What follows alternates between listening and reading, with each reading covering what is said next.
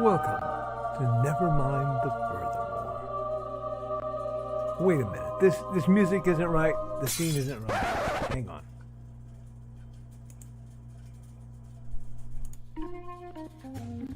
That's more like it. And now it's time for the show for all creatives. Nevermind the Furthermore. Your source for conversation, inspiration, and fun. With your host, Nicholas Anthony Tockert. He's an artist, a writer, a swordsman, and a game designer. He knows how to use the sword and axe in historical battles without anybody getting hurt too much. He's also the Manatee Man, master of marketing. And he may even have a guest or two. One thing, though, to be certain. Just don't call him a cryptid. With that, it's about time for the show. So sit back, enjoy, and have some coffee and chat with us.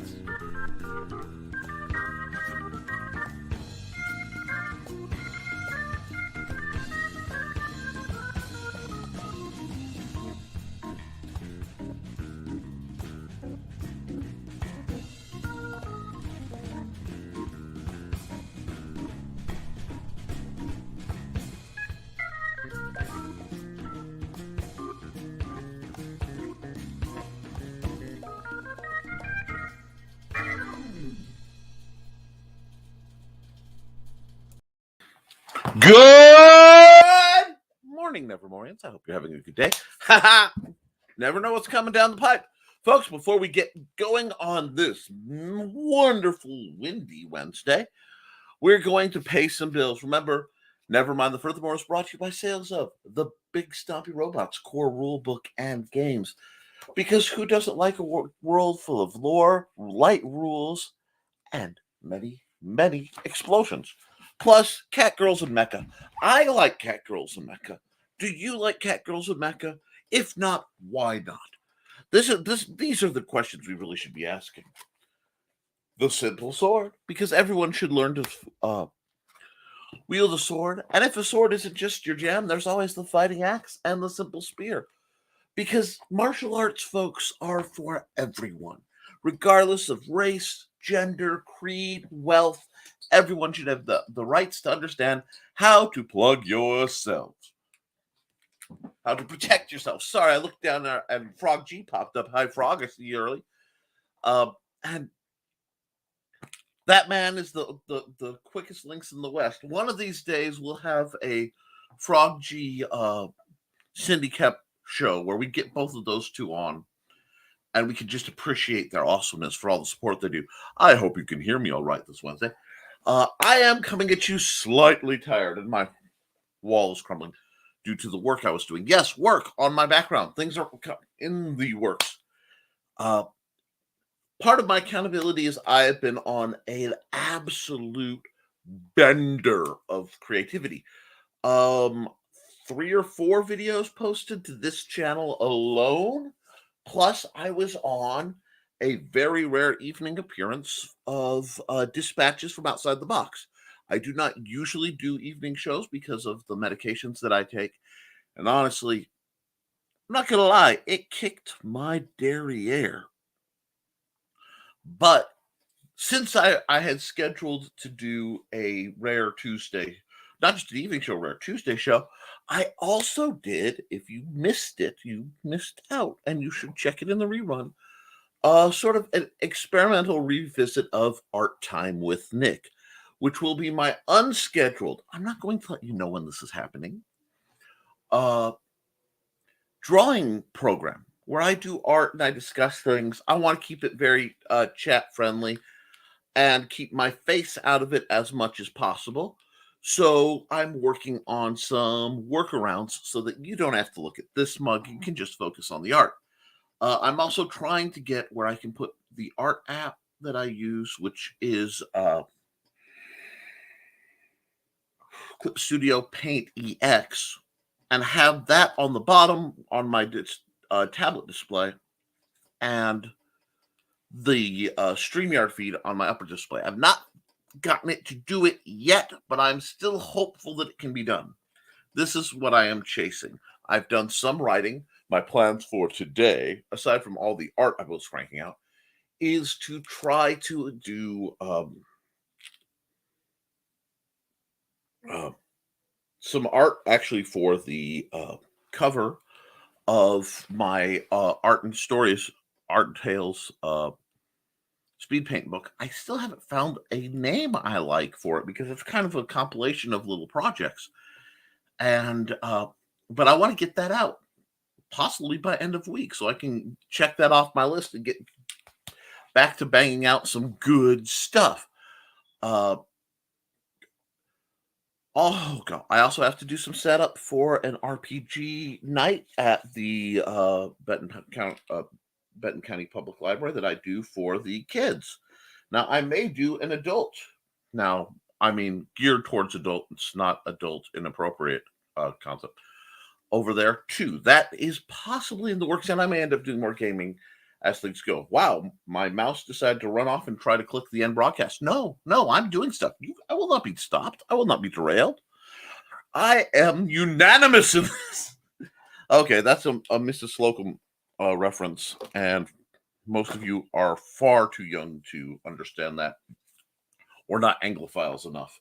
So those who do, let me know somehow in the chat. So, all that's going on. Word count is a little low, but we'll get there. I want to know, friends, what you've been up to. So, I am going to go deep dive our lovely chat for a while and try to, well, not quite catch up because I know better than that, but at least hop along. Oh my goodness. I am a little drowsy. Need some more of my beverage. One moment, please. Actually, you know what? Here. Oh, yes, I forgot I have two of the overlays to share. I guess it glitched, but let's run an ad. I'm going to run an ad for my friend Robin Yoda. Hi, bunnies. This is Robin Yoda, just wanting to let you know I have a Twitch channel. It's twitch.tv/Robin Yoda. You can catch me there Tuesdays at 7 p.m. Pacific playing Stardew Valley, Saturdays at 2 p.m. playing The Sims 4, and Sundays at 10 a.m. Pacific playing a random game from my Game Pass library. You can also find me Mondays on my YouTube channel, Robin Yoda the Lilac Bunny. I hope to see you all there. Thanks for watching. Yeah, folks, I'm on a simple mission. And I say it frequently because it's important. I want everybody who has a YouTube channel that I associate with, that I either enjoy watching or promote, hopefully both. I try to promote things I at least respect, which is challenging because I get a lot of offers and a lot of requests. But I want everybody to have at least the custom URL. I'm not going to be able to get you up to a play button. I don't have that kind of reach. But the reach I have, the hand I offer as a step ladder, is to try to encourage folks to like, to share, and to subscribe to the YouTubers that need it, because that's a big part of getting your custom URL. And then you have one of the most powerful tools you have for promotion. And I spend a lot of my time promoting people. One of these Wednesdays, I'm going to get Nita's self right here on this show, and we're going to talk about what she would like to see authors do to promote more.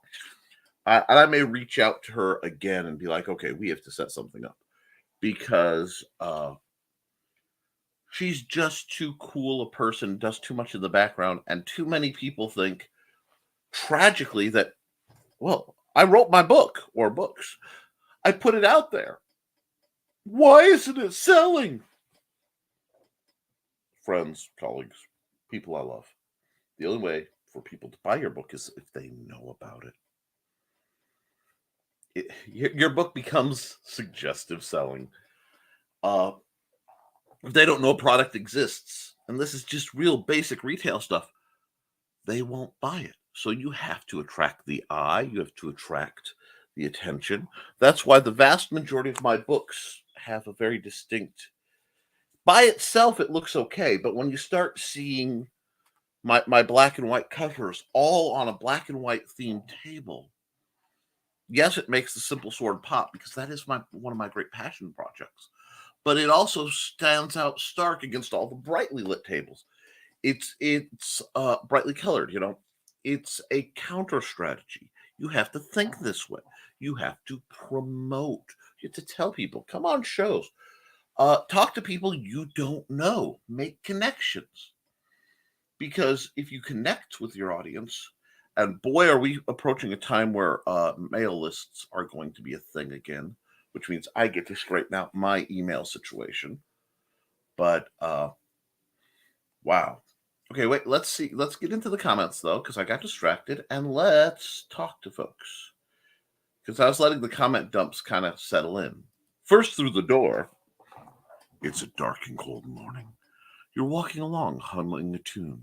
Suddenly, out of the corner of your eye, you see something move. You instantly recognize it. It's the humpening. It's coming. Oh my. I've heard a variant that I won't use that for when the day is going too well. And you're like, no, everything's been going out right. Where is it? And you're trucking along and then something goes wrong. You can just feel the relaxation of, there it is, the beginning. I like to think the humpening is the reverse, where everything's going wrong, and out of nowhere something really nice happens. So anyway, that's Joe Bachman's morning intro. How you doing? Good morning, Joe. Happy Hump Day, Nevermore. I hope everyone's having a pleasant Wednesday. We're getting over it. The weekend is coming. We are barreling towards Thanksgiving, a grossly underestimated holiday. It's underrespected and undertalked because we live in a world, one, that fixates on the food. Well, if you eat food, you get fat. Therefore, it must be bad. And Thanksgiving doesn't make money for anybody but the grocery stores. We need Christmas. Okay, Mariah, take a step back. Celebrating the holidays is great, but let us also celebrate Thanksgiving, because I do believe it is vital for folks to have time to stop and actually be gracious, feel gratitude, be grateful. One of the best things you can cultivate in life, in any position, in any place in your life, is a level of gratitude. Because yes, there are bad things that happen and there are good things, but if you can be gracious during the good things and feel gratitude during the bad things, you will find a peace you don't expect. It's not easy to do, and everybody slips. But when you can find it, what a wonderful thing to stop and go, yes, this might not be going how I want, but look at my perspective. I'm gonna be talking about this with Nerd Bacon too, because I caught some of Luke Stone's spicy Nerdcap show last night because I was up anyway. Yay. And it might be time for me to go full Jiminy Cricket over there, and that's okay too. Sometimes we all need that sometimes. But let's keep going. Carl says, "Whew, I was in the wrong room. It's not Friday yet." Oh, sorry about that, Carl. Maybe I need to find a way to date brand my my thumbnails. Would that make it easier on you guys? I really want to. I serve the community. Okay. Yes, I put out silly videos and fun. And I got to wear my Ode to Brian K. Morris shirt with the bops and the zaps and the pows. But I do try to serve you guys. So if that's something you guys need, let me know. We'll work something out. Good morning, Joe B. I was beginning to think I was beginning to wonder where everyone was at. Wednesdays are odd days. People get kind of busy, and that's okay too. Good morning, Carl. We got Donna. Hi, Donna. How you doing, hon? I got to hug Donna. That's still, I'm still happy on that. Yes, that was weeks and weeks ago. Don't care. It was a good thing. And I like to keep happy things like that and pull them out on cold, blustery days and go, yeah, but the hugs are warm. Oh, we got comment dumps. I'll need just a second. Okay. Morning, folks. 3 minutes warning till volume controller bleeding ears. Okay, 2 minutes. Hi, Richie. Hope you're doing well too, bud. Good morning, folks. Hi, Grant. And everybody's greeting Grant. Oh, and you watched, yes, you watched me paint this drawing. I realized I have a setting that lets me either automatically paint, store the painting as a time lapse, or if I can do art time with Nick, why should I sit in front of a computer where I could be streaming and do art, which I have to do because I like to draw my thumbnails. It gives me an excuse to keep my artistic skills limber. Why not record it for you guys as part of a segment of Art Time with Nick? And I want to see how that goes. So you guys, you're my Nevermorians, folks. You are the creme de la creme when it comes to this channel. Let me know what you think. If you've caught those. And thank you for watching that, Grant. Good morning, Frog G. Oh, did I miss Frog G in the comments up here? No. Joe's just being awesome. Morning, Joe B. Hey, Frog. And Joe, you do know you have the backdoor link. You can hop on and, let me know if you want to join the show just about at any point. You're always welcome if you get feeling sociable. Hey, Rich and Grat. Hey, Frog. Another comment dump. Let's get going with the comment dump. Oh, yeah. What's up, Donna? What's up? Wow, I just fell back to the aughts. Me. Oh, wow. Okay. Morning, folks. Good morning. And Frog is shutting out the lockers. Last day of the active campaign. Hop on over to Voodoo Gods and Magic. Well, you know what I have to do. I have to do this for Frog. If you haven't seen this, this is you're getting there. You want to support him. You got the funds. You have to do it. Let's see. I'm going to run this one because this is just like a... We've all read the story. The brave hero conquers the diabolical villain and rescues the damsel in distress. But this is real life. And in real life, stories don't always have happy endings. Frog G, the story of a man turned into a frog by a voodoo priestess sent on a mission to kill a god by death itself. Now our hero must roam the underworld to regain his humanity and win back the woman he loves. Yep, Frog G's title... the title based on him is going to be very legendary in certain circles. And if you have a chance and you have the funds to do it, support Frog G.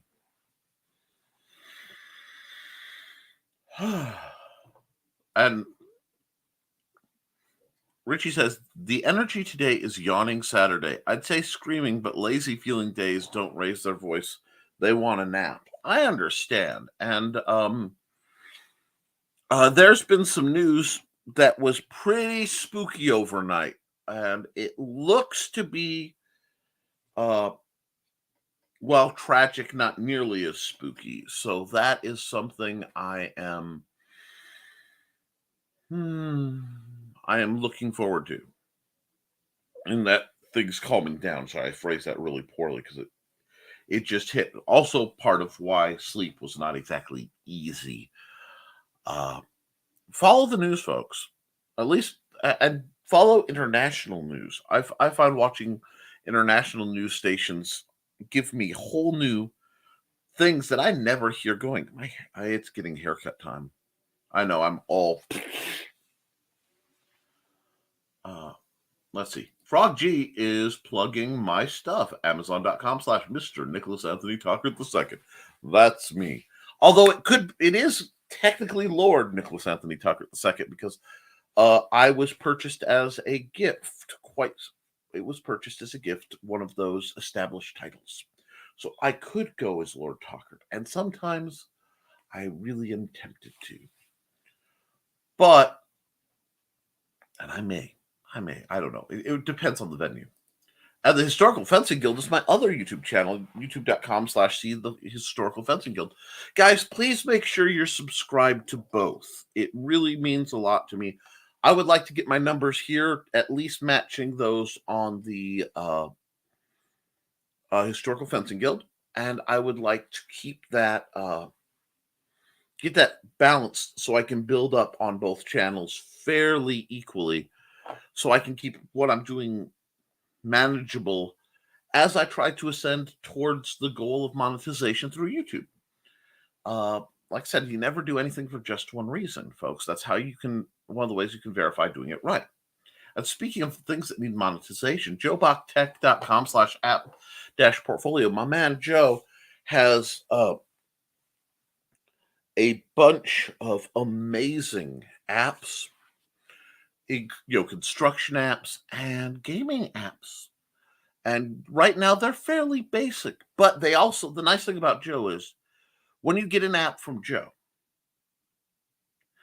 he doesn't look at the permissions. I'm serious, guys. We're going to take a second here. And I know there's important stuff and people plugging. This is important. Look at the permissions on the apps you download. They will have some crazy permissions that they don't need. And it's one of those things, it's a right of privacy thing that I respect Joe because he doesn't put anything shady in his apps. And many major producers do, especially those with the ad components and stuff that are heavy. Joe's are minimal, and I can trust him because I know him. So yes, you could go out there. He has character generation apps and things and dice rollers. You could go out there and get several. I have one that somebody else made.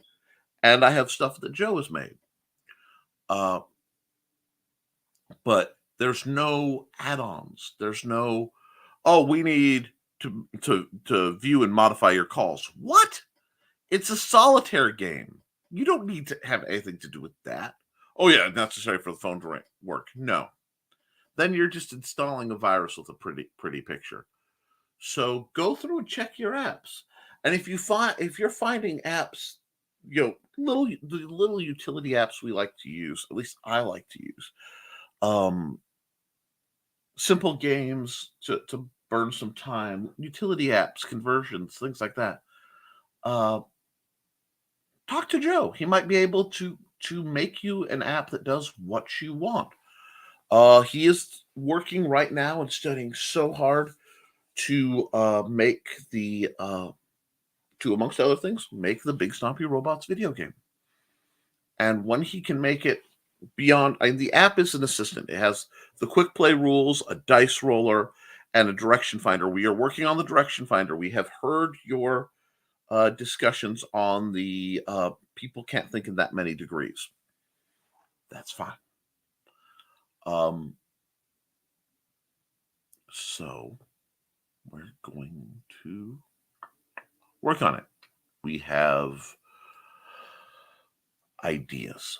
However, with all that being established, go to Joe Bach Tech Apps. He is why I can broadcast in 3 places, because he has valiantly donated so that and sponsored this show. This whole channel, actually both my channels, are sponsored by Joe Bachman.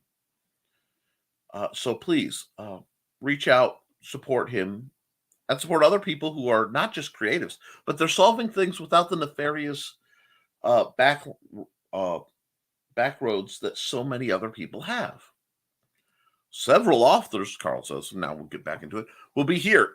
Hoosier Indie Authors Book Fair, Saturday, November 26th, 9 a.m. till 1 p.m., Honeywell Center, Market Street, Wabash, Indiana. I think I've actually been through Wabash, Indiana very recently.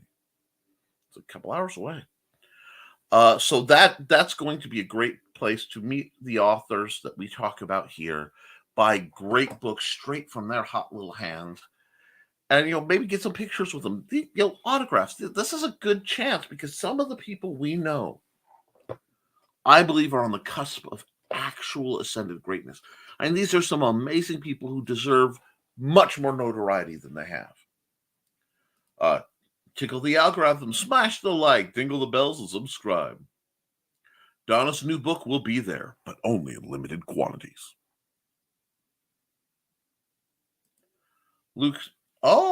Joe says, I'm going to try and make it out to the book fair that day. Awesome. Hey, Carl, didn't see you. Hey, Joby. Hey, Grant. We got greetings going on. There are more seasons than just Buy Me Crudmas. Yep.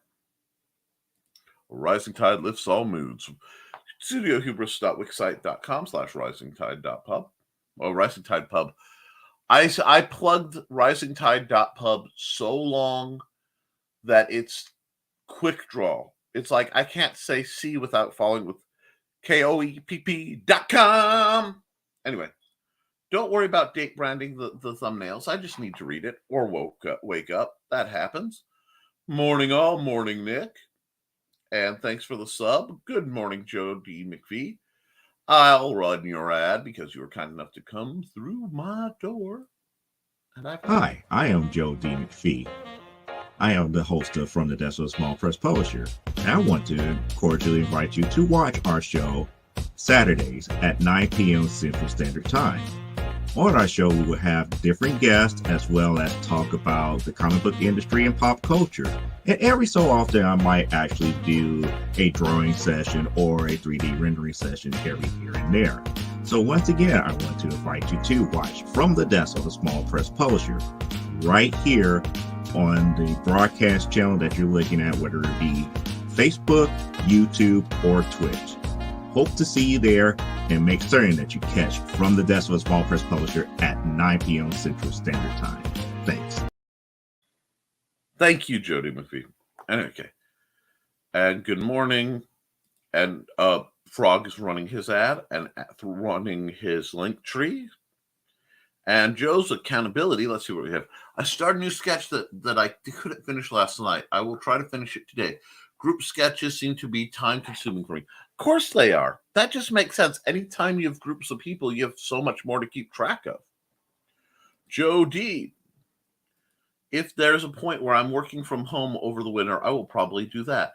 Being in the office, I would probably get a lot of weird looks from my coworkers. Oh, of course. Of course. I understand that during the summer I don't get to see you because you are making sure our roads are drivable, and I appreciate that. Both, one, that you get to make enough money that you and Trey get to live the lifestyle you want, and two, that you are doing a great service for our community because everybody uses the roads. That I like that because that the roads working means my taxes are actually going to something other than corporate subsidies. That makes me happy. I have this crazy idea that if you're going to tax me, at least give me something for it. And that's what good roads are. And it's why I will never, if I can avoid a toll road, and even if I have to go greatly out of my way, I will avoid a toll road because I pay taxes, and that's what's supposed to keep the roads going. But all that rant aside, no, I'm looking forward to a little bit closer to winter when your projects are done after you and Nicole have had a chance to chill, and then I can bug you more and maybe have you over. I'm working on upgrading the house. There's even plots to get something you guys would really like to see me have in the spring if I can get through a whole lot of work ahead of time. But that's a surprise. Now let's keep trucking. Also announced the book that will be reviewed based on your voting for Comic Book Spectrum. Ooh. Folks, you should be watching Thursday nights. If you have a chance at, I want to say 8 o'clock, watch Comic Book Spectrum with Brian K. Morris, Clyde Hall, Eric S. Hawkins, Brian Rodman, and of course, Jody McPhee. It's a great program You get to see 5 great guys at any given point, because they tag out, talking about the wonder that is comic books and the joy it brings them to open up a new comic book and either really love it and talk about how great Superman is. Hi, Carl. Hi, Brian. Or, dear Lord, why is there a badly drawn skeletal horse? And chuck it in the air like our own comic book Air Force, Mr. Eric S. Hawkins. But I'm throwing love. I really am. And the detailed diatribe that is Clyde Hall's presentation technique. It's great fun. So if you are a comic book lover and you want to maybe see what titles you should look into, some are very, very mainstream. Some people wander a bit. And if you want to know what Mike McNulty is up to, just ask our man Brian Rodman, whom I adore. Okay. Well, the coworker gives me weird looks 24/7. That's because I live with her. Well, especially with your breakfast picture taking. But whatever floats your boat there, Joe. And yeah, I love you and your coworker. You know that. You're 2 of my favorite people in the world. Jody, morning, friends. Good morning, Michaela. What have you been up to, darling? I want to know about a couple projects. You've got all your Warriors secrets going and all that fun. And I know there's talk of some singing, some online singing. You say? Yes.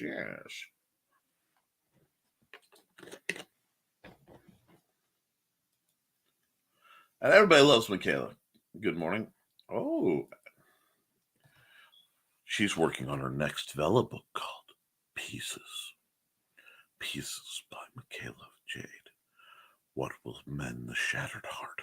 I know nothing about it at all, and it just came from my soul. Anyhow, morning, Michaela. Michaela's YouTube channel. Where is that? Yep. I had a comment dump, so it's being a little finky.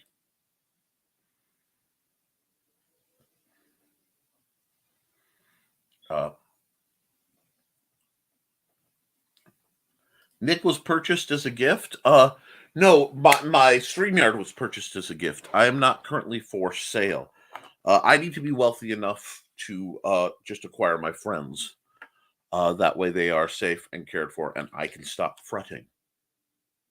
Apparently, it was discussed, actually today, that fretting is one of my love languages.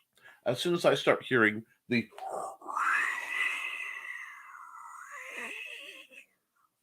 of winter, I have to go, babe, be careful out there. Drive safe. I don't say watch for deer down here because there aren't that many, although she knows she's supposed to. And then I ask her to ping me, message me that you got there safe. And she she goes, she looked at me today. She goes, I said, I'm sorry, I know I fret. She goes, yes, and fretting is one of your love languages.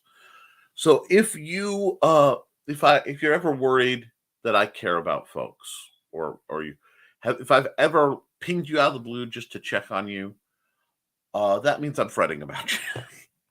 I'm working on having faith be more powerful than my knee-jerk concerns. But that's a work in progress for me. Hey, Michaela. Michaela's books at Amazon.com/Michaela Jade. Hop on over to author Michaela Jade for more.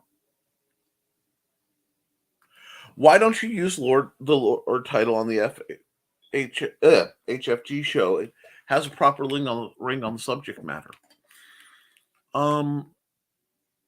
Honestly, because while it is really, really cool, I'm not one. If you,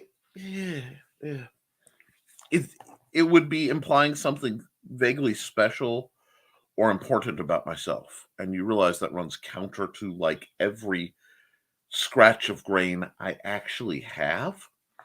My entire self-confidence persona is basically a manufactured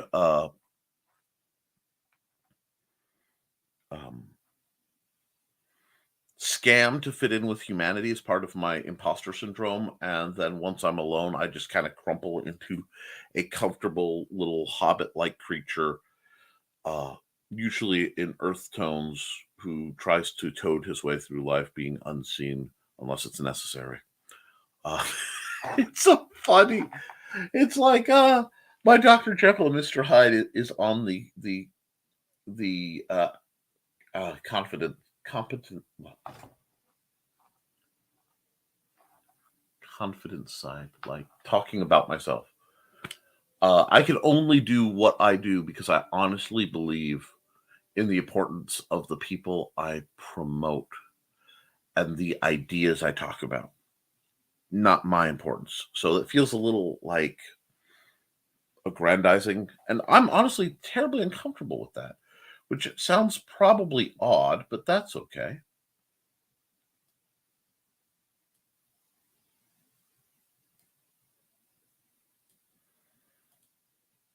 That is a good point. Yes, I might just do that, especially if I get a sponsorship from them. The heater in my car. Oh no, no! Blue Teddy is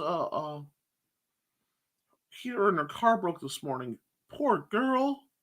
Like fat, fluffy hobbit hugs. They're Zen hugs. You can't see them, but they're there, kind of thing. You know what I'm saying? I hope you get warm, dear. Have some cocoa.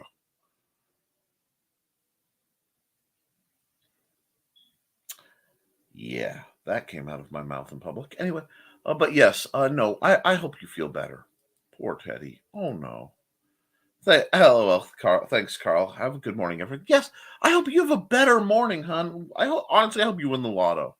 I hope you just have a fabulous day and everything goes better after that. Hopefully your day gets better for you. Hey, Blue Teddy. Whoops. Boo-doo. Thanks, Joe. Morning, Donna. Yes, ooh. Yes, I might. Michaela. 1 second. This is Michaela. She deserves a good read. I'll see if I can get my melty voice back. Yes, I've been looking into torch singing thing. LOL. It might just fall to pieces or something like that. Oh. Torch singers are one of my vague kryptonites. It's one of the few things that short circuits my ADD and I pay attention. To anyone who doesn't know what torch singing is, and I realize I'm using a term without explaining it. A torch singer is a type of singer who was very popular, especially during the Prohibition era. It's a smoky, almost husky kind of sound. Very powerfully provocative without being excessively risque. It's a fine line. One of the best ways I can point it out is what Jessica Rabbit did in Who Framed Roger Rabbit. And if you get a chance after this, a delightful lady by the name of Haley Reinhardt, who's a monstrously powerful little singer and truly temporally displaced, did a cover of one of my favorite songs, Seven Nation Army by the White Stripes, but as a New Orleans jazz dirge song. And it is one of the few covers that is truly better than the original. And the video is a must-see for just, if you want to see what torch singing is, right there. Oh my God. Oh my God. Oh my God. Oh my God. Like I said, my kryptonite. I admit my weaknesses freely and fairly, and dear heaven, that will make you weak at the knees. So yes, I'd love to see you do it. And Nick, you need to plead with your buddy Joe Benitez to make a Lady Mechanica ongoing series instead of miniseries. Here, miniseries there. That way you get your review wish. You know what? I heartily agree. You know, I do find that good steampunk properties, and hi, Bonsert, if you aren't listening, I've said the word steampunk twice. Steampunk. I've said it 3 times. That should be enough to summon our dear friend Bonsert Vocal into the chat. But they don't get enough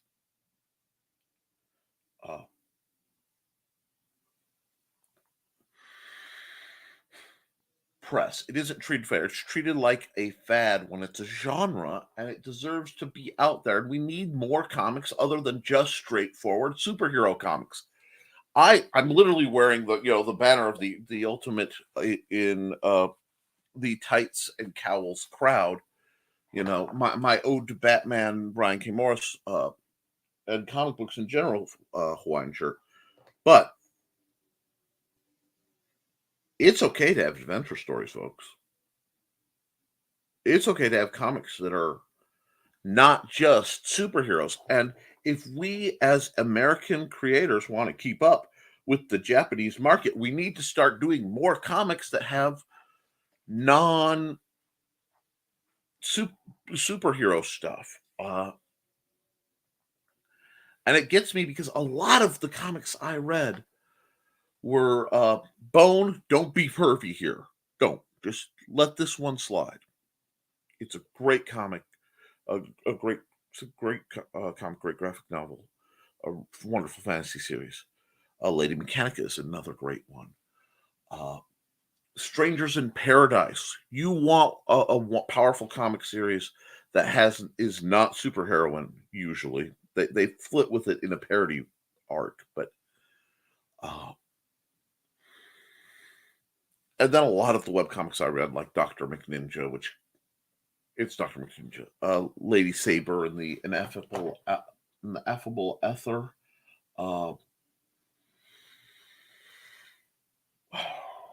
Sorry, I'm not going down the webcomics arc. I may do that. I may do that someday, though. Pick a bunch of webcomics that I've read for a long time and talk about them, just to encourage you guys to create more of what you create, not necessarily feeling you have to cater to either through imitation or response the big two's usual gobbledygook. And come on, I think Constantine is probably one of the best things DC's put out in decades. Anyhow, I smell another YouTube show, Michaela. Bum, bum, bum, bum, bum, bum, bum, bum, bum, bum, bum. I'm also... Oh, wow. I dyslexiaed that for a second. I was trying to figure out what tender pants are. I am also working hard at getting tender plants in the greenhouse ready for winter. On the book front, I have 4 stories going at the moment. Whoa. Maybe, Carl. Oh, come on.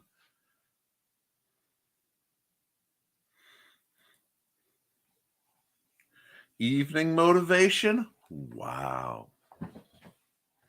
Motivation after dark.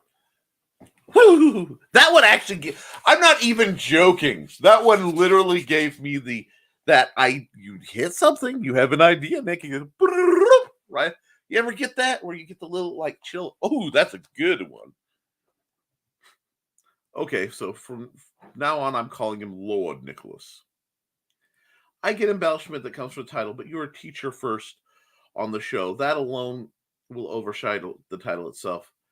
And just how it looks since the title is real. Point. Did someone say Haley Reinhart? Yes, I did. Yes, I very much did. Ooh, what's this? There is a Viking chant-based backed version of Seven Nation Army by Scald that is frighteningly good. Richie, DM me that. I need to see it. And yes, we talked about Bonser, so let's talk about Radio Retro Future. And do you want to know more? Always. Head over to the Association of Ishtar.com. And yes, Johnny, I knew you were there. I could sense the glorious disturbance in the force which is one of my favorite artists. I want to see what are your published works, and if not, where can we make this happen? Who needs to bribe you to do more published works? Because your art is phenomenal. Phenomenal. You have that Mark Silvestri meets Jim Lee kind of vibe. I dig it.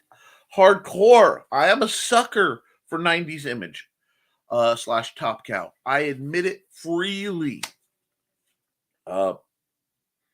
It is one of the it's one of the three big art styles that influence me. Because if I'm honest about the art styles that influence me, let's break this down for a second. It is 90s independent, the extreme era. I don't care what anybody says, there's some awesome stuff. Classic RPG and miniature art, especially by a wonderful woman by the name of Talon. I believe it's Izzy Talon. She did well, not all, but a whole bunch of the incredible art for the Reaper catalogs, and that inspired a whole lot of minis. I don't know if she didn't design the minis, but she did a lot of art either from the minis. Just she's the reason Sophie Succubus will always have a warm place in my heart. And several classic anime periods, because anime is very, very influential, and manga, but obviously like cartoons more than comic books, because cartoons were free, comic books cost money. Anime more than manga influenced me at my foundation, because I could pause it and draw from there. But we did mention Bonsert, and I am going to run his commercial. And I am going to run. I'll run this for Greetings, fellow traveler, and welcome to the Association of Ishtar, a multiverse of cosmic mystery and steampunk adventure.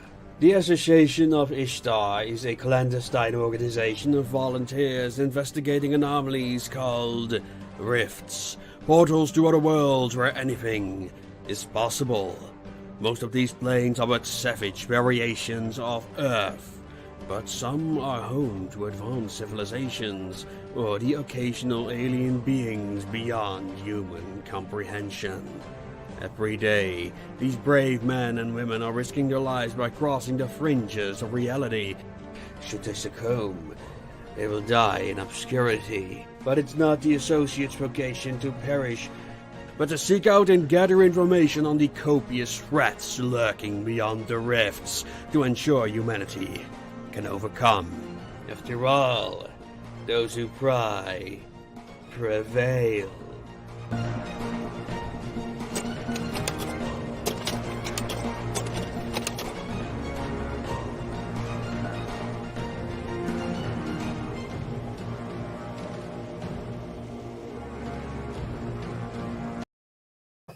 Oh, wow, I almost had my timing perfect. I paused to say hi to the cats that were trying to get in. Yes, the Association of Ishtar is a wonderful project, and Bonsert just is creating such delightful worlds and giving back so much to the steampunk community, which I dig. And people are greeting Johnny Cage, and let's keep going. And yep, everybody loves Johnny. See, I think he's a good. And Frog, my hero, Seven Nation Army, vintage New Orleans Dirge White Stripes cover featuring Haley Reinhart right there. Please don't go to that yet. Copy, paste, put in another window, because if you click, you won't come back, and I will miss you. I'm actually tearing up. Anyway, but no, I would run that right now, but I don't want to get copyright struck, because I take such things very carefully.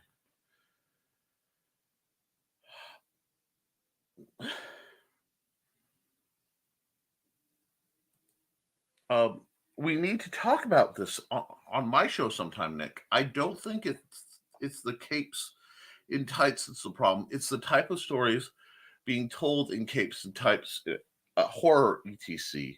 Continued. Now I want to go. I think we were stuck in a rut on how to tell them, but I think more than the characters used in them. This is where I think we agree. Oh yes, I actually got in a delightful conversation with C. Michael Lanning and a few other people last night on this subject. We went into the realm of Batman, and yeah, we can talk. We can do a show. You know that. Glenn just comes in. Nick, Glenn. Hope you're well. If you want, please show everyone the ceramic hatch figure I sent you. I actually planned ahead, and I was waiting for this. You've activated my trap card. I have a couple pictures. For some reason, the third one did not upload, or I reached my overlay limit, at which point I will have to do something else. Because getting files back from StreamYard is far more challenging than putting them up. But I will show this right now. And yes, let's put this away. This is part of the, let me just hide that for a second. There we are. And I'm going to go back here. This is the hatch figure that Glenn's amazing wife made. And I want to show you guys. This is utterly delightful. And this is handmade ceramic. And then I believe painted. And that looks like they used a light tan base and then a black wash to add the aging aspects. It truly is a lovely piece, and I would love to see it 3D scanned to be mass produced, because you can see the care both in the initial character design, because it's a very fun character with a very clear silhouette, but the love his wife put into making it. I believe her name is Helen. It's just masterfully done. And as somebody who's dealt with a lot of terrain and stuff, the ground effects and the cracked earth and the stones really add to the piece, and the slight isolation that the character endures. And that slight is an understatement. But yes, Glenn, that is an amazing thing, and I can't wait for you to have your links for your project so we can do it. And let's see, I don't need any of that, so I can go, hi, Glenn. Frog G screen Glenn. Glenn screen Frog G. Hey, Frog. Got that in another tab. Hey. Michaela says, OnlyFans, here I come. For torch singing, that is. Because only people paying should be tortured like such. Oh, that's... Hold on. Paywall. Anyhow, you gotta give a slight sampling for those of us too poor to see it. And yeah. The other thing is contact if you've got the pipes for it, which rumor has it you do, contact some songwriters. If you don't do songwriting yourself, maybe you can get a title out of it.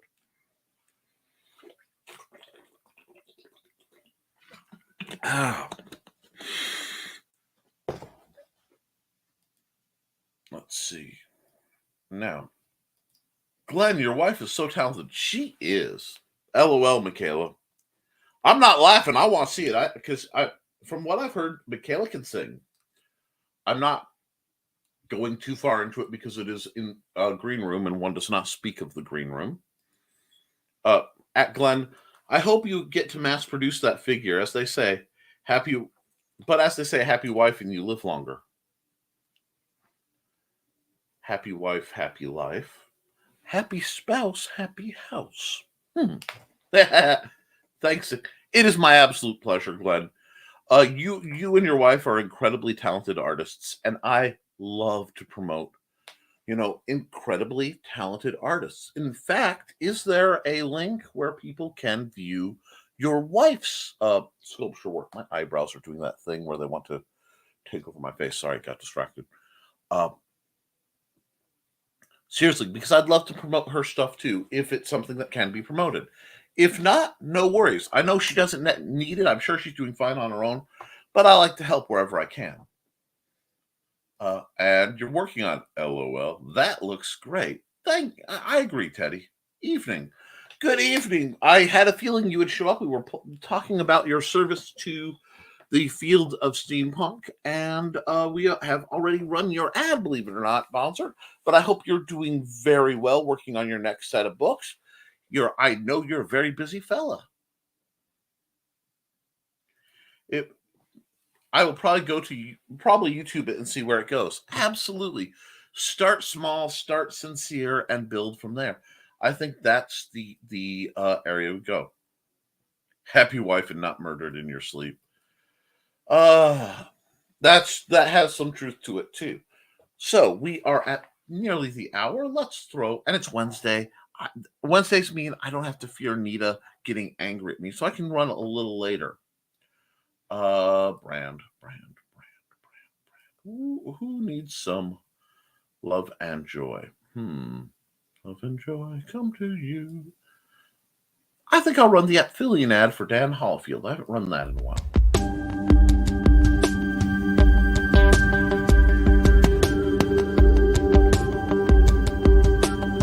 Hi there, my name's Dan Hallfield. I'm the senior editor and publisher of Aphelion website. Aphelion has been online since 1997. Since then, we've brought you the very best amateur science fiction and fantasy writing, and given the world at least 100 brand new professional writers from those who have walked through our doorways. So if you enjoy reading, look for Aphelion. That's www.aphelion-webzine.com. A quick Google of Aphelion-webzine will give you everything you want to know, plus 20 years worth of our backlog of files, our archive of stories stretching back until February of 1997. Think of Aphelion as a permanent floating writer's workshop dedicated to helping new writers become proficient enough to become professional writers and best-selling writers. We have over 100 success stories to our name, and if you're an amateur writer, you may be our next triumph. And if you just like to read stories, we've got plenty of them for you. Just come on by and visit. Thank you very much. Have a good day.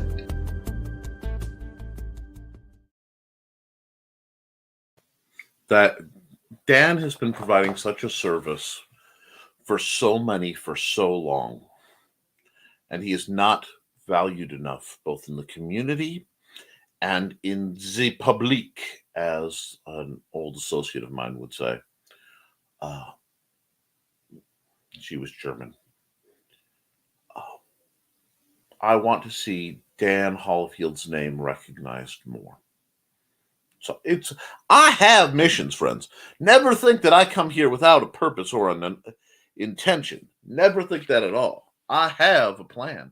I have a goal. And to borrow a phrase from a great man, I have a dream. And I'm going to keep working to help that dream manifest for everyone that I can. Because I want to see you succeed. And I want to see you recognized. And when you guys are recognized, I hope to be off in some corner, completely ignored and comfortable, catching just enough of light that it doesn't burn my eyes. That's it. That's all I want.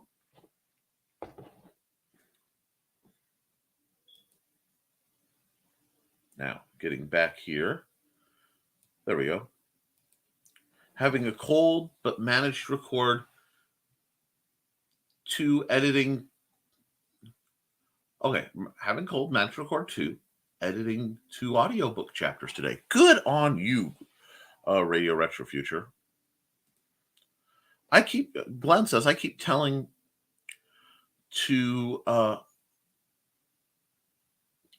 Helen, his lovely wife, to come on these podcasts, as I'm sure everyone would rather talk to her than me. She says, I don't know comics. I say nothing to do with it. Well, we can set up a nice panel show here. Because I am far more than just a comic-ish guy, although I will have some comic writing credits under my belt in the very near future. Michaela says, hump day, woohoo! Oh, wait, I'm married. Carry on. Nothing to see here. Wait. Just because you've sworn to eat at one restaurant alone, for as long as either you or the restaurant lives, doesn't mean you should be starving, Michaela. Just saying. My wife always said, says Joe Bachman, I would be awake, armed, and facing her. Not that that would help my chances at all, as seeing as she is more accomplished swordmaster than I. Yes, she is. And Trelena is very much I can't remember if she goes by swordmaster or sword mistress or sword I can't get sword mistress. Let me know what her preferred, I don't even know if that preferred suffixes are sometime, because I should know that. Because sword mistress does have a certain black leather sound, and I am not opposed to that. Anyway, LL Joe Bachman. Misty has to wait until I'm lying down so that she can reach vital areas and not have to worry about being crushed by the falling giant when she succeeds. Oh, Richie, let me tell you about the wonderful world of toxic chemicals and projectile weaponry. Anyway, I'm kidding. Donna says Dan Hollifield is a multi-talented man. He's a writer, musician, and an artist. And a damn fine man to boot. And I agree with everything being said. He needs to be built up. He is not a daywalker, and that is okay. I miss my long nights hanging out with Dan Hollifield. They were among some of the most fun I've ever had. And that's just through this format. All the talent, none of the ego. And Glenn is blowing a kiss to Donna. Well, wow, we're at an hour. Let's see. Any ads that... Oh. I am going to run Kat Rothamel's ad because she does amazing things and she needs to be promoted.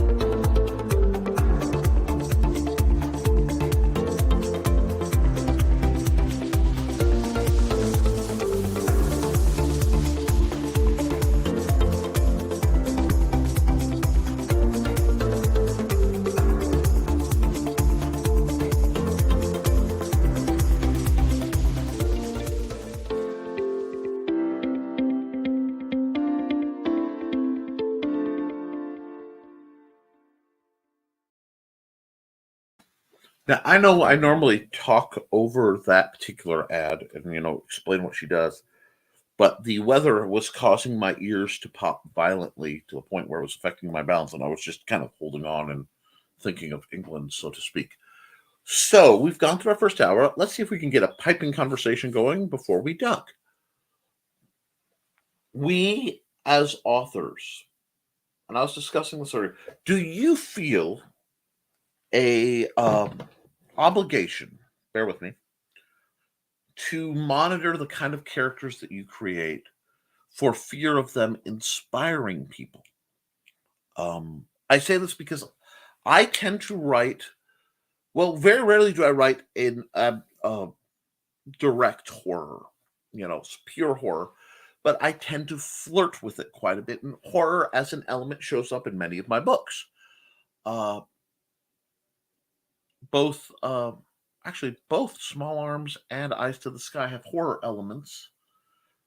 But when you write characters, we write heroes in hopes that heroes will inspire. We write villains in hopes that they will serve as a warning, but seems tragically that the villains become inspirational. And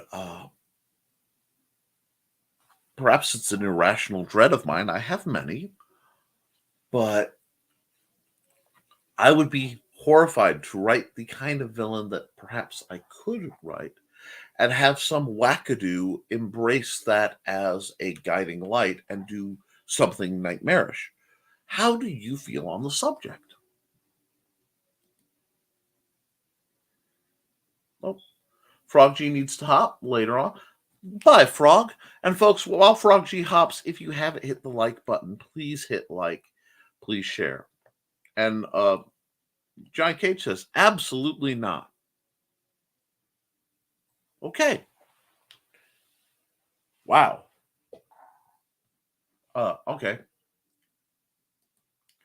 I don't fear that particular thing because you're not responsible for the thoughts or actions of others. Okay.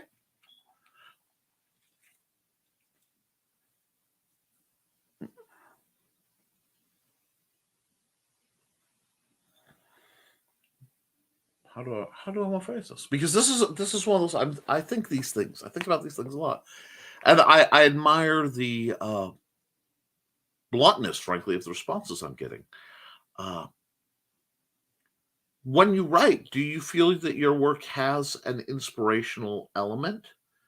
I mean, you write romance novels, for example, Michaela, and you write, frankly, notoriously spicy romance novels. And that's a big joke between Michaela and I. But do you hope that inspires the readers to attempt things or simply daydream about it? I'm curious because as we write, we have the ability to affect so much. Because I'm looking at the books I read, they inspired a lot of who I am, and the characters that resonated with me helped shape me.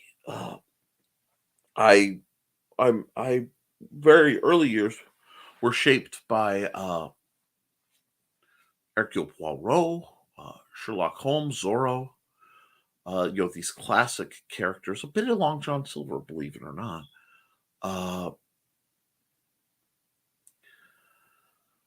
And then later, characters like Artemis Interi and Zach Nafine, and of course Trish Jordan, influenced me. A few others from Lord Valentine from Lord Valentine's Castle. How do you rate that? So, and while we're at it, what characters have influenced you guys? Let's see. Joe D says, I don't think about it. Inspiration is subjective. I hope others will see qualities that they emulate, but my goal is to tell a good story and not worry about who's going to go overboard with character. That's with the character. That's good. Also, if there's a villain in my book, they usually get what's coming to them. I hope my readers get satisfaction of the bad guys winning and the good guys losing. That's one of my personal jams. I like that warm, there's justice in the universe feeling in fiction because it gets me away from the world where there isn't. Pardon me, I am very sorry. That's not like a sleepy yawn. That is the pressure changing yawn. Oh, my son's speech impediment is hitting me right now. Yes, the bad guys in my books come to some horrific ends. I don't fear it inspiring others. I fear letting slip the chains on the parts I've bottled up to start slip. So you're worried that by writing something, because I know control is very much your jam, the cardboard world Superman speech. If you're letting the chains on the part, and I do understand that sentiment. So you're worried that it could inspire your subconscious to let go of some of the controls you have. Blue Teddy says, I think people go looking for reaffirmation more than often than inspiration. If they look, they'll find it, negative or positive. Another valid and wonderful point. As one reader told me, he would never be as great as Hawk, my MC. That's the idea. You're not supposed to be as good. My warriors or good guys are supposed to seem superhuman. Excellent telling. Giant Freaking Cage says, whatever I can speak the English language occasionally. Yeah, but I can't take my glasses off and read. Whatever interpretations other people will come from their experiences. I'm not responsible for how they take it, the way I'm not entitled to dictate how they see it. That's a wonderful point as well. Because I start conversations. On Twitter. And you know how I'm saying that? I don't get into arguments. That would bore me and be negative and just drain me. But I will say, okay, how do you feel about this? And basically the death of the author stuff. This is a branch of that line of thought. Blue Teddy continues. I get the impulse to worry about it, but I think it's one of those things that has to be eventually acknowledged as out of your hands for the sake of sanity. Oh, excuse me. That is not the commentary. Again, it's just the weather. Yes. Blue Teddy is right. The same sentence can be read many ways. She was happy as she can be. Was she very happy or only as happy as the situation allowed? Depends on the reader's view. And Joe Bachman, my hero. There goes my hero. Anyway, time for me to hop off here. Need to figure out what's going on for lunch and then start some more coding. Go valiantly, Joe. Have a wonderful day. You know how to get a hold of me if you need me. Later, Joe. Later, Joe. Everybody's, we hate to see you go, but love to watch you leave, Jody. Joe B. Anyway. Let's see. So thank you guys for your response on that. And feel free to hit in the comments. Another thing while I have guests, and guys, have you hit like? Have you shared this? Please do, because I am trying to build my audience. And I'm fighting the algorithm, and it needs fighting. Shoot, I interrupted myself and derailed what I was about to say. Do you... okay, I remember. I got a few DMs and stuff saying that I may stray into the realms philosophical. Am I getting too philosophical on this show for you? Or am I at an acceptable level? I'd really like to know your thoughts, because I want to tailor this show. I'm going to say what I need to say here. It's my show. But I want to tailor it towards the audience's needs. And one of the best ways is with this lovely venue where I can talk to you here on WNTF, Nevermind the Furthermore. I can say, is this level all right? I know I tend to reach towards some pretty strange metacognition things I think about. So I want to know. And Johnny says, it's what I'm here for. Thank you. I appreciate that, because there are a lot of shows that talk about the mechanics of writing, the mechanics of promotion, the mechanics of making comics or crowdfunding or things. I don't say I'm not interested in that, because I talk about it sometimes, but I am interested in the mentality behind the creator. What takes somebody, and I am a somebody here. In this rare case, I admit to being a somebody. What takes them to, I have to create, I have to put this out there. And, there are always those who are simply motivated. I need money. This is the way I can make money while I'm sitting in my office chair in my studio, But, excuse me. what I'm wondering is what is the drive behind it? And the more I explore it, the more I find out fascinating things about people, and through the lens of other people, I can find out more about myself because I'm about, living an examined life. Oh, acceptable level. You aren't preachy if that's what you're worrying about. That was a separate question, but it was a separate but associated question. No, I wanted to make sure I wasn't getting too just philosophical, because some people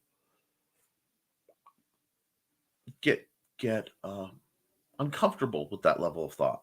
I enjoy these conversations personally. Okay, then I'm going to stay the course on quite a few things, and I may I may also be revisiting some of the projects I have, and letting my more villainous nature as a creator uh, bloom a bit. Let more of that out, because one shouldn't fear oneself nearly as much as I do, and or I suspect that Richie does, because if you got to understand, and the only way to do that is to face your things. That's why I try to. So thank you guys. You guys do not know how much these conversations help me on my own personal journey in trying to both improve myself. I want to be a better person. I want to be, a more skilled person. But if I have to choose between being a more skilled person and being an objectively better person, to be wiser and kinder and at balance, I'm going to lean there, because while money is wonderful and Lord knows I need it, uh, the journey is far more important to me.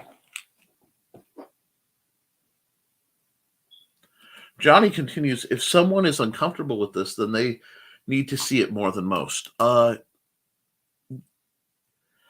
the kind of thing I often think but rarely say, because there are times where I will get in discussions, and I don't want to say arguments, but I'll get discussions with people, and they will be very upset about certain concepts that I put out, like, personal the accountability. I've had people come to me, well, that's just offensive. You shouldn't be asking people how are they accountable to you. I'm like, they're not accountable to me. They're accountable to themselves, and by building a community where they can, talk about, yes, I did this.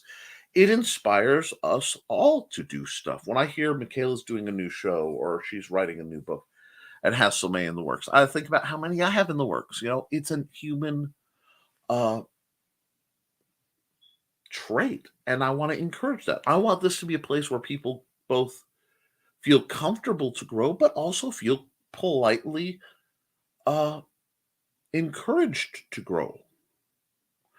I want this to be a place where people can comfortably admit mistakes because they've learned from them, and then we can learn from them. That's what I try to do. I want this to be a place where people feel that they end the shows happier, more informed, or both, if I can pull it off. And a lot of times it's what folks need, and I try to read that,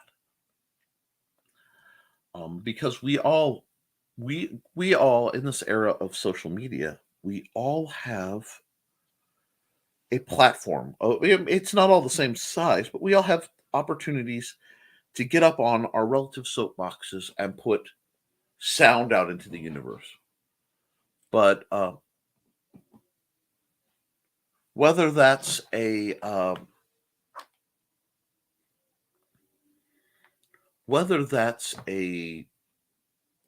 addition to the noise or a discordant sound, or it's music with a message, is up to the person.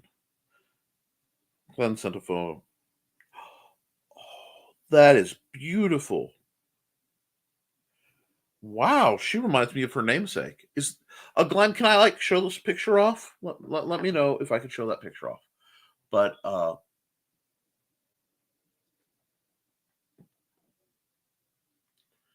and because he said check your DMs, the level of soul searching and self reflection I feel is pretty level. To do what we do as creatives, we need to stay healthy in that sphere. And Carl says, as humans, we need a push or discomfort to learn sometimes.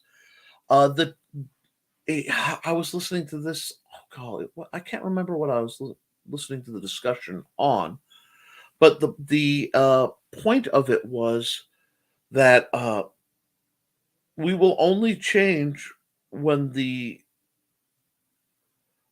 discomfort in not changing is more unpleasant than the fear of change. I'm probably misquoting it, but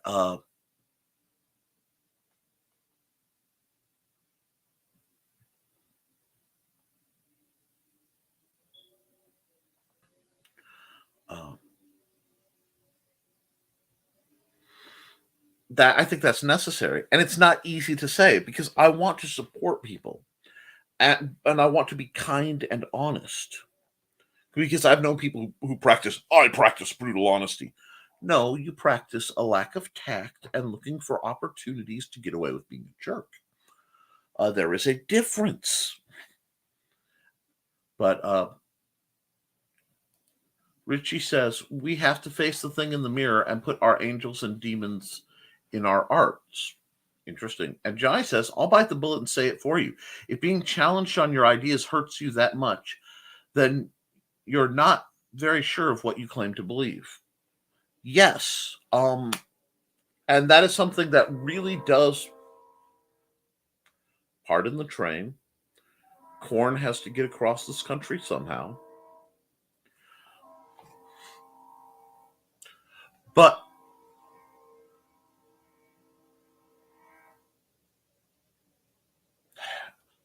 But okay.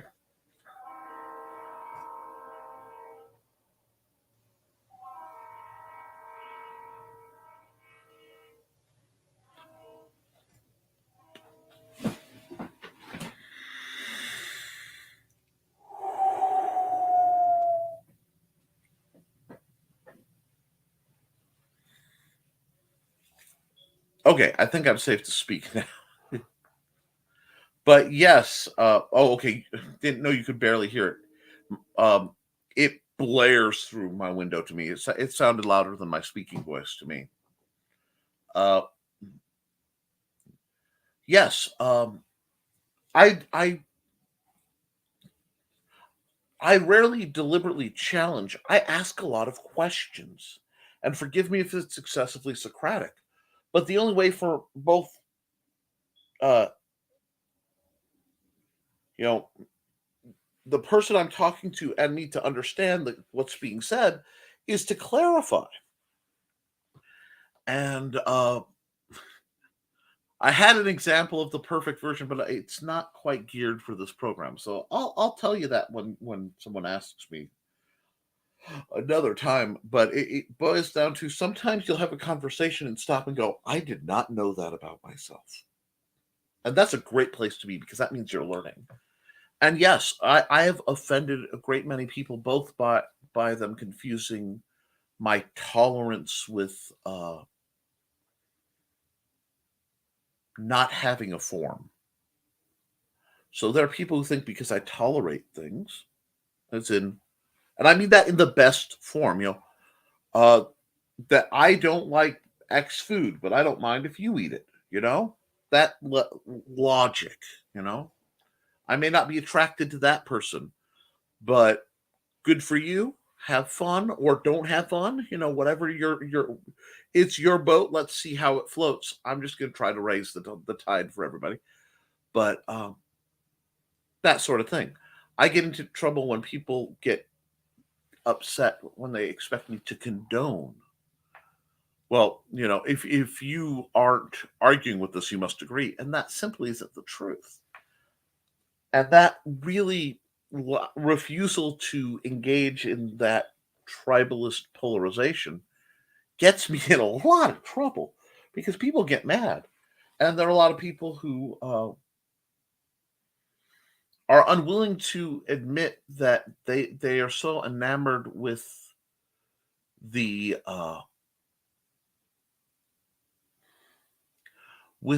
associations of a term that they are afraid to admit that it may not apply to them. There are many people who will beat their chest claiming, for example, to be Christian. They will tout the glories of their Christianity and then expound on a philosophy that has very little to do with the concepts of their professed beliefs, which tends to make me ask questions. And that's where we get into trouble. And if you can't handle questions in a civil manner, no, this is not the place for you. And I'm probably not a person you'd like to associate with. And that's okay. I'm not everyone's jam.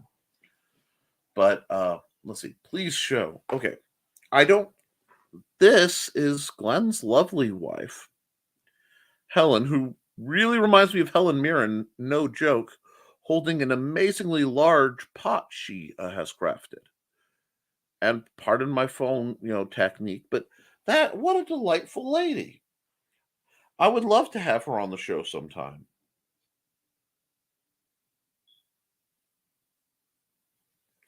And yeah, you said show if you want to. I always double check. Because I'm very, I believe in extending people the courtesy that they want. Now, if you made me think about the Mad Gasser, should I put that in writing? Well, yes, but still, at least the sequel shows the wages of his sin, and that is a necessity, I think.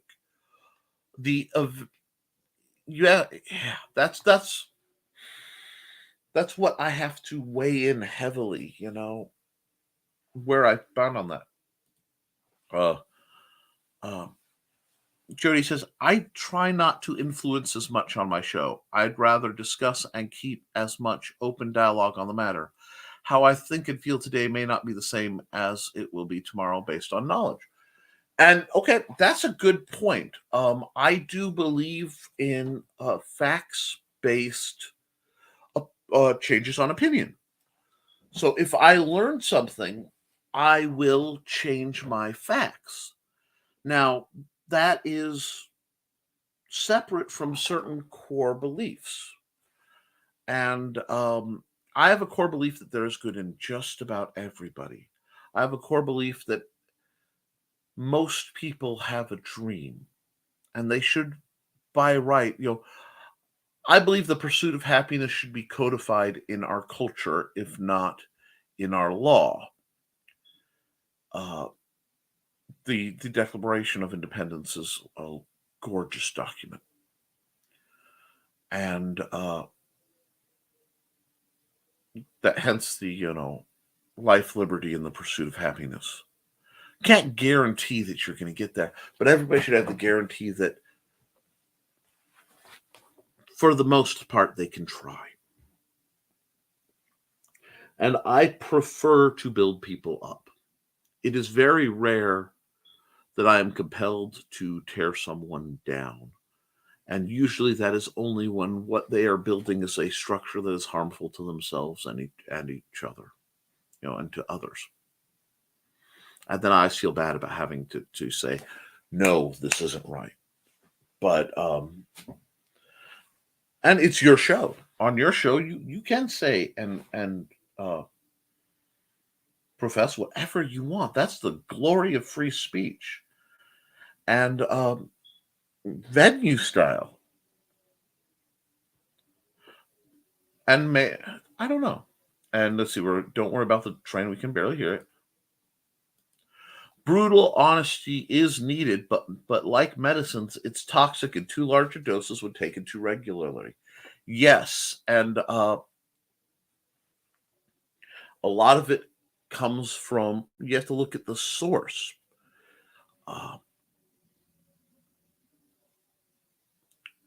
If somebody swears about people all the time, they yell and they swear and they beat their chest and they pull their hair, how can you tell when they're upset? You know what I'm saying? And yes, I know that Carl could be like, well, their behavior may change dramatically, or they go, but I mean, in general, how can you tell they're upset? If you use very conflict, very yang strategies all the time, you have nowhere to go with it. I would far rather come with a yin redirect strategy before I go into a yang, because it's much easier to convert from a yin to a yang than it is to start with the yang and fall back. The idea is I would rather open with kindness and civility and politeness, possibly to excess, to give myself a lot of logical discussion room to find the point where the idea I am trying to convey, especially if it's something as a scold that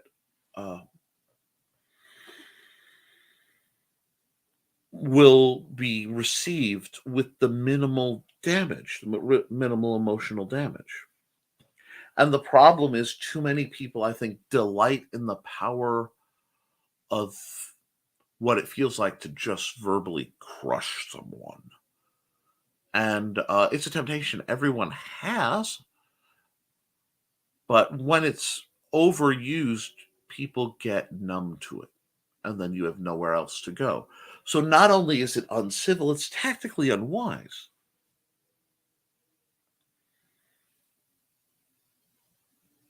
It's not like the sounds of the sirens as they come looking for Aunt Donna. Oh, she has an alibi. She was with me. My faith has been challenged for me to be sure it is indeed faith. Yes. And I enjoy, if you think I'm saying something and you think I am out of line or in error, please civilly, politely engage me and say, Nick, I disagree. Give me some reasons why, and we can talk about it. Because if I'm wrong, I will likely amend my behavior. Not always. I'm not perfect.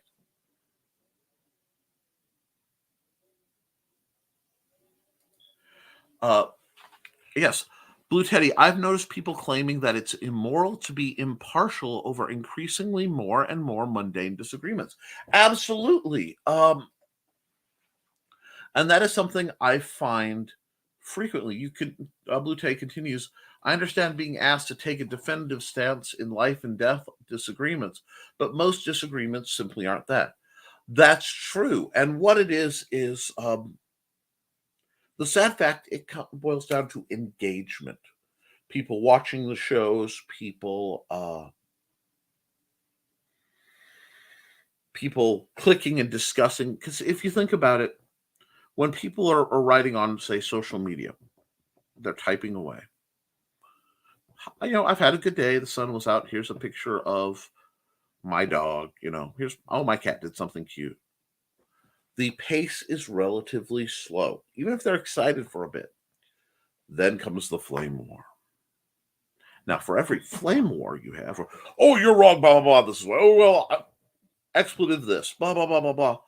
It's more people. They're spending more time on the site. That means they're seeing the ads more. And the basic economics of if people are content and they are cordial, they'll buy one pizza and split it. But if they are in conflict, they have to buy two pizzas. You see what I'm saying? So I think for financial gains, the argumentative and inflammatory has been elevated to promote escalation, as that tends to cause interaction. And that's what they want. They want spending our whole time in front of the screen, looking at the ads and buying whatever that we're supposed to. We don't have to enjoy it. They don't care what happens after. Buy it and then come to the next thing. And I think that's tragic.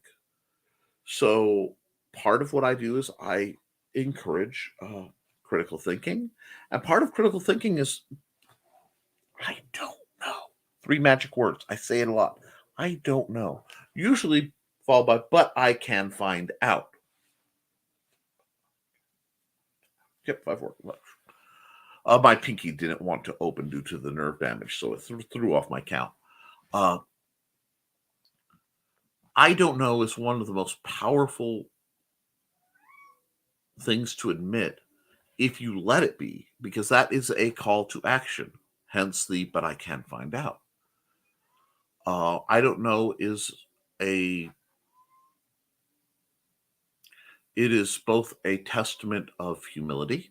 It is also a space where wonder lives. And I think, like contentment, wonder is another thing that is not discussed enough. To simply allow yourself to be in the moment and go, wow, this is a wonderful dinner. When you think about wonderful, it's full of wonder. Wow. Have you ever had that where you have like the right Thanksgiving dinner sometimes can do that, where you're looking at this is a feast. And you think of the times where, your fridge was kind of empty and you were happy to have anything to eat. And now you have food that will have leftovers just by the size on the table. How wonderful. What a journey. I'm in awe of what brings me from there to here. I see my wife sometimes, and every once in a while she'll be saying something. And I'm trying to listen. But the back of my mind is going, this beautiful woman actually loves you, allegedly. Married 20 years, there's still the part of me that's like, does she really like me, or is this all scam? That will never go away. That's where my mind lives sometimes. But she walked by just like, wow, And I think we need to embrace that. But that is the opposite of these.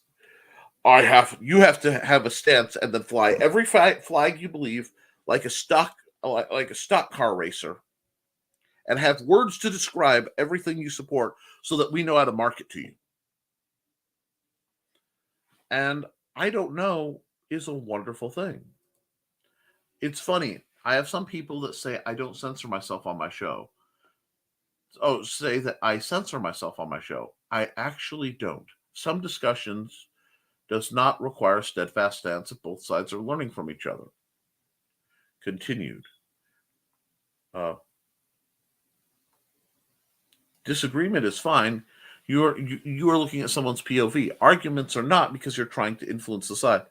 People don't see that as a problem. I can summarize that with what we need is discussion, not debate. I'm going to repeat that. What we need is discussion, not debate.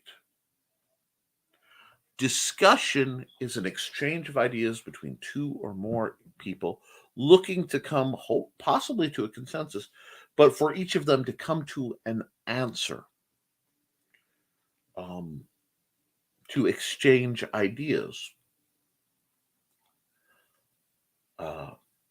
A discussion, and I like to use food metaphors because they don't usually offend people, is, do you want tacos or do you want Chinese tonight?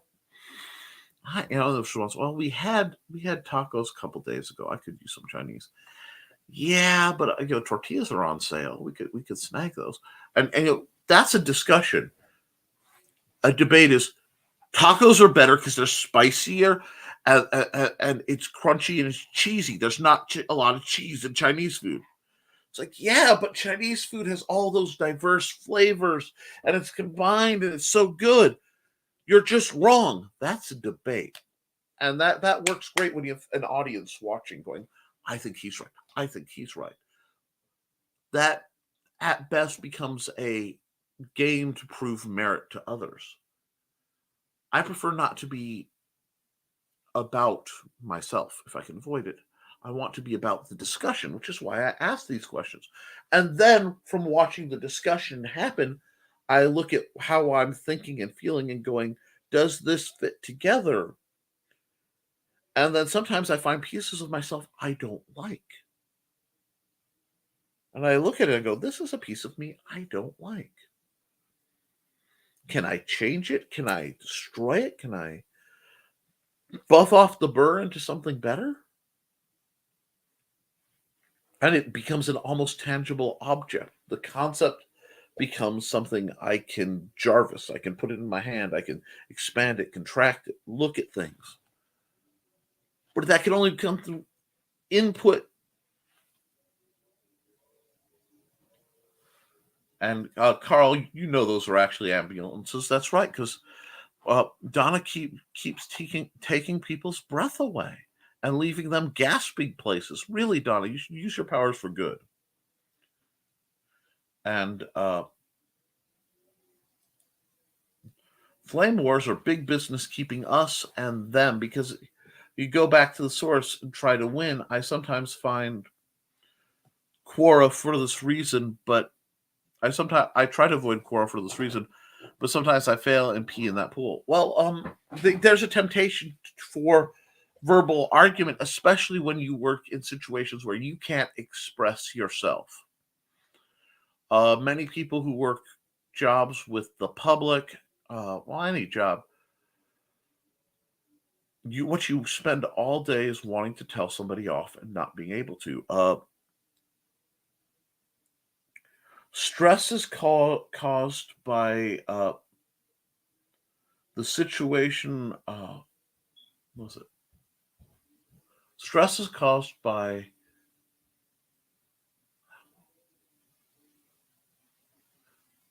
controlling the desire to strangle or choke the living heck out of someone who desperately deserves it. I'm trying to quote my dad, and it jumbled up in my head. But you get the point, and not being able to. Let's see. Ha! You never struck me as the girlfriend who lies on a boyfriend's chest and keeps asking if they say, no, I don't ask. Externally. And a bit of personal time, I have had people feign affection as a game at different points in my life. And I mean, severe, not as a profit thing, but in some cases, but literally in my formative years, I fell for a couple people at points who thought it was funny that I crushed on them. And they went to great lengths to use that to be damaging to me. And then after, this went on for so long in my youth, they explained that no, it literally, we've all been laughing at you because you actually thought I liked you. And that kind of thing is quite cruel. And it instills a type of doubt. It's like when somebody cheats on you, which has happened too. Not my wife. My wife has been wonderful. This is the dating crap. It makes you doubt whether your worth is there. And as somebody who deals with depression regularly, it doesn't take a lot. For a long time, there was a lot of identity fragility in me. And it's still there to an extent. But, it's I'm in awe. And I try, instead of looking at the doubt like the painful negative it could be. Because there's a part of me that will always think, any group of friends I have is only doing it because of either pity or some long ball game to mess with me, because it's happened frequently enough of people who would take advantage of a very nice but empathic person. And I have a curse of, I see the potential in people. It's why I love building them up. But for a long time, I would only see the potential in people and not grasp who they are right now. and took long time later, and I was abused because of that weakness. And because of that, there's a statistical, how do you put it? It will never be a non-zero chance, you know. If you've never had your house robbed, you think about it, but you don't.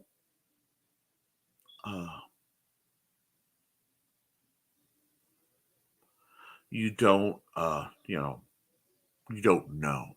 And then if you have your house robbed, from then on, you realize that mental bubble has been popped. Yeah, I can. When you're learning to ride a motorcycle, they're saying that there are riders who have, the riders have been thrown, and those who are about to. If you don't think you can fall, you do all sorts of things till you fall. And once you know you can fall, it will forever feel like a different game. And that's happened to me with people. I've been betrayed a lot because obviously I'm the kind of guy who's giving. I try to give more than I take, and that does attract a breed of manipulative, usury individuals, and it has a long time. This is part of why I don't want to say weaponized my my empathy, but I started to really listen and build up the skill sets of, call it a vibe check for easy purpose. But once I don't trust somebody, you don't get that back. Now I'll be kind, cordial, whatever, but I don't get that back because I've been hurt enough. However, I can forgive, but then it's still always a non-zero chance. That's something on me I'm working on. I want to be more forgiving because we need it. We all need to be more forgiving, especially coming through the kind of political divisive stuff that has happened around the pandemic. We have to learn to forgive even though we don't want to. And sometimes it's hard on me. But, sorry, I got off on a tangent. But no. So, to bring it back around, when I have people who are kind to me, when I have people who genuinely show love or affection, it is something I bask. There's a part of me that is in awe of it. There's a part of me in wonder of that kind of what I would think for anyone else was basic human sustenance of emotion. I am so accustomed to the opposite that it truly, I mean, it hits me sometimes the way looking at the Grand Canyon or Lake Superior or when I see the Pacific Ocean or, something being born, it's a wonder to me, and it's got that distance. So that's always there. Let's see. Whoops. We got comment dump. I was lost in that for a minute. Well, this morning I called so-called nutritionists claiming the food people deem unhealthy is bad for you. Okay, I got to start this over. I scrambled that, so just a moment. Well, this morning I saw a so-called nutritionist claiming that the food people deemed unhealthy is not bad for you. Then I come to find out she works for the companies that sell that type of food. Exactly. Understanding the motivation of people is vital, and that's why I vet people. It's why I don't show up on a lot of shows as much as I used to. In part, it's medical, but again, never do anything for just one reason. But vet people and watch the people because they may change and you may not like where they're changing. Or there may be no malice in it, but a business arrangement may not be as profitable as you hoped. And when it comes down to the line, then you decide, am I maintaining or am I walking away, excluding contract work? like her, some people have false positions so that they benefit them. And I won't have discussion. Oh, no. If you know that's going on, you simply dismiss them. The most egregious form of this logic is the rabid dog approach. A rabid dog, a dog who's contracted rabies, it's incurable, it's frothing and is violent, attempting to be violent and spread the disease, has to be put down. It's a cruel necessity. And the kindest thing for the dog and everyone around you is to do that hard thing. For me, when I engage with people and I find out that they are working from a false manipulation standard, like Johnny's talking about, I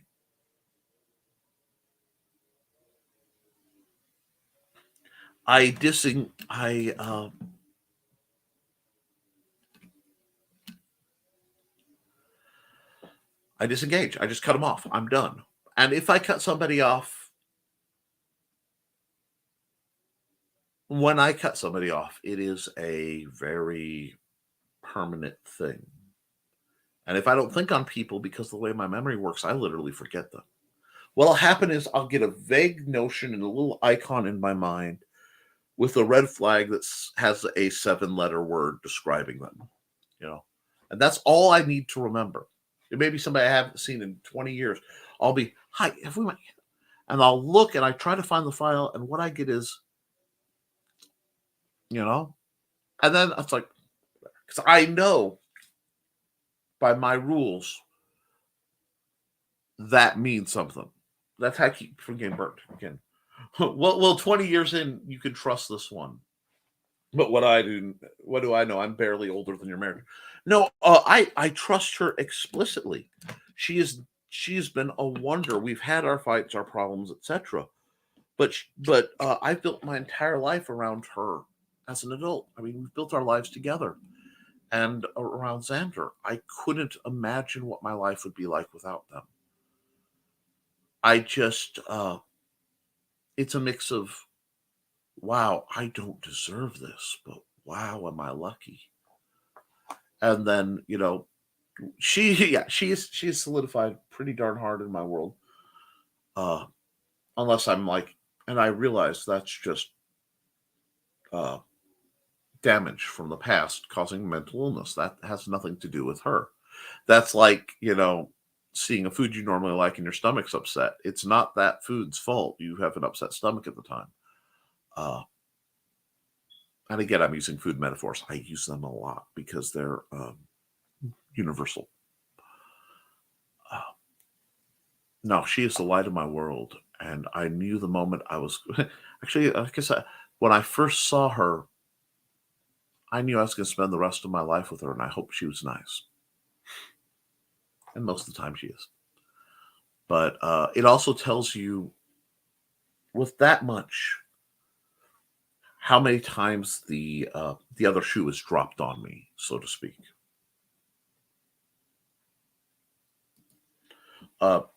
Carl says, all people leave you at some point. Some ghost you, some die. Some have to go feed the cats. Everyone have a great day. See you later, Lord Nicholas. Bye, Uncle Carl. But let's pull this back to you because it's been far too much about me for far too long. How do you feel about your place in not just in your social networks, your social groups, but in the fields where you create? Do you feel it's a place that's growing? Do you feel that you're in a place that might be diminishing? How is that affecting your work? If you want to talk about it. And if you guys want to call it, we've been at this nearly 2 hours. We could call it and talk more Friday. So you guys tell me where you stand on that one. Okay. And it's been a while, so I better run a commercial. Since I've been prattling today, and I apologize.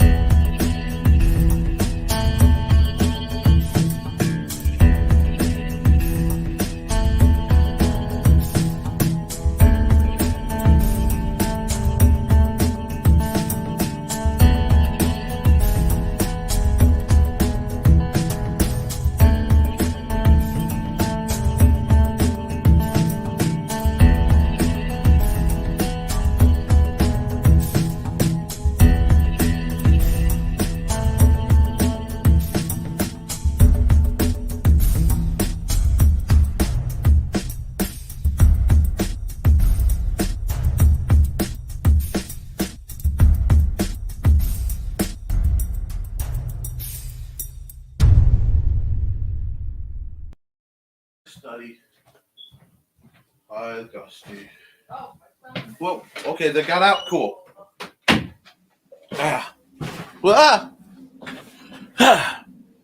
Feline invasion. Sorry about that, folks. Let's see what the comments say. Ooh, like trying to land a coin on its edge. Yes, that's lunch. See y'all Friday. Later, Nick. Get cracking on the 9 to 5. Okay, well, it looks like everybody's basically bailing, but Johnny, can you come back tomorrow? Not tomorrow. Well, I mean, you can come back to Nerd Bacon, but Luke is in a really salty mood. So, come back Friday for the Friday episode of Nevermind the Furthermore. I want to explore that. I want to talk, because that's a very fascinating it's a fascinating place to be. And I think I've been there, but I really admire your phrasing. So, folks, if you want to find out what Johnny Cage is talking about, hit us up on Friday. Be right here at 10 a.m. for another stunning episode of Nevermind the Furthermore. But with everybody else leaving, I'm going to say like, share, and subscribe. Oh, wait. We have an answer. We have another answer. I have a small group of friends that I'm actually having fun creating with. Actually feel like I'm part of something which is pretty different from me. Usually feel more like a casual observer, I guess. I get that. I think artists are by nature outsiders because we have to observe. And the better artists tend to not be involved in the work. Involved in the subject. You have to distance yourself physically from the subject so you can assess it and then create your representation or inspiration, whatever. And that tends to be a lonely place to be. But the other folks who end up in that liminal field, when you get the right ones, it is amazing. And I think we will use this as the seed for Friday's topic, discussing what makes a good group for authors and artists and creators, what you want, what you need, and what we absolutely want to avoid. So that'll be our topic for discussion. Please remind me, in case I forget, Friday for Nevermind the Furthermore, which will be right here on this channel at 10 a.m. I will be on Luke Stone Studios for a far less wholesome, give fair warning because that's not my show, likely rather political, take on nerddom and whatever else is on Luke's mind, possibly promoting somebody. I don't know what he's up to. For Nerd Bacon over on Luke Stone Studios. And Friday in the evening, I will be over on the Historical Fencing Guild promoting not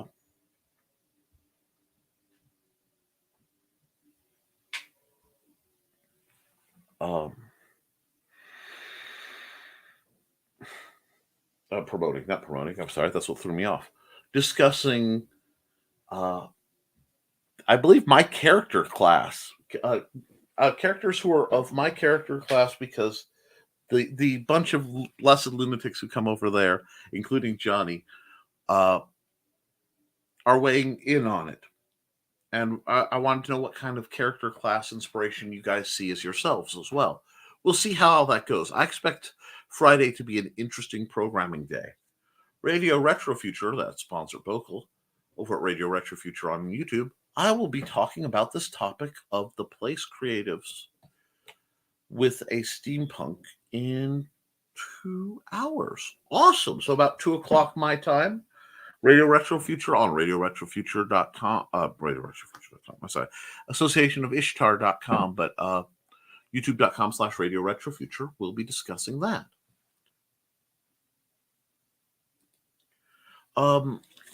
Could you put your link in for Blue Teddy, Bonser, or anybody else who can pull it up? I don't pull a lot of links off because keeping my internet and box going is a little challenging. But there you go. YouTube.com/C's Radio Retro Future. I'll put that up longer than that. I shouldn't flash it. So let's support them, guys.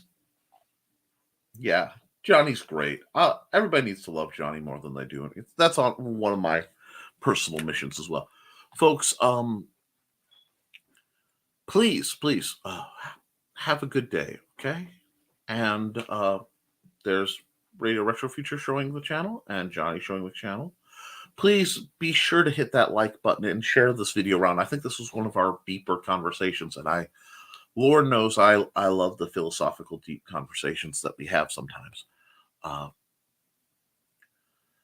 Create fearlessly, because you can always edit it, but you can't edit a blank page.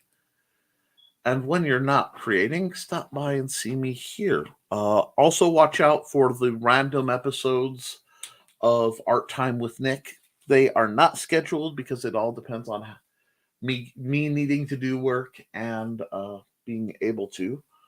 So keep an eye out on that. Check out the last episode. Had a lot of fun doing that. And I have, for those of you who don't have a lot of time, I have been putting time lapses of how I have done the art for my thumbnails and other pieces that I do that are currently up on DA.